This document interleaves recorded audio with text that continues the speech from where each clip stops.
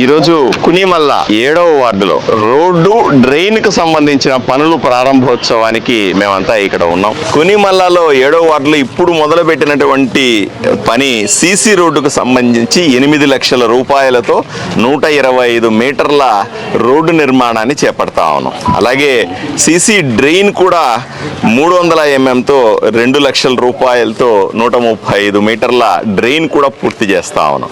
మనకందరికీ తెలిసిందే, వర్షాలు పడంగానే ఆదోని తడిచి ముద్దవుతా ఉంది. ఏ చిన్న రోడ్డు చూసినా నీళ్లు నిండిపోతా ఉన్నాయి. దీన్ని ఒకటొకటే క్లియర్ చేసుకుంటూ రావాలి. రాత్రికి రాత్రి మార్చడం సాధ్యం కాదు. మనం చూస్తే మొన్నే రోడ్లు వేసినట్టుగా ఉంది, మళ్ళీ వర్షాలు పోగానే ఆ రోడ్లన్నీ కొట్టుకుపోతున్నట్టుగా ఉంది. వర్షాల్లో ఈ సిమెంట్ అతుక్కోదు, లేదా తారు అతుక్కోదు, రోడ్లకి గుంతలు గుంతలుగా ఇంకా పెద్దవైపోతా ఉన్నాయి. వీటిని కొద్దిగా పరిష్కరించుకోవాల్సి ఉంది. వరుణదేవుడు కరుణిస్తే తప్పనిసరిగా ఇది చేసేయాలి. ఆదోని ప్రజలకు శుభవార్త. 15వ ఆర్థిక సంఘం నిధులు కేంద్ర ప్రభుత్వం నుంచి నేరుగా మున్సిపాలిటీలకు వచ్చేటువంటి నిధులు విడుదలైనాయి. ఈ నెల 18వ తారీఖున సుమారుగా 5,80,00,000 రూపాయల సంబంధించినటువంటి నిధులు విడుదలైనాయి.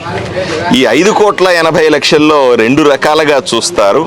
టైడ్ గ్రాంట్ అంటారు. అంటే 3,48,00,000 రూపాయలని మంచినీళ్ల సదుపాయం, ఇంటింటి కొళాయిల కోసం నిర్మాణం చేసేటువంటి కార్యక్రమం కోసం ఖర్చు పెట్టాల్సి ఉంది. అలాగే 2,32,00,000 రూపాయలని రోడ్లు, డ్రైనేజీలు, ఇతర కార్యక్రమాల కోసం ఖర్చు పెట్టుకునే అవకాశం ఉంది.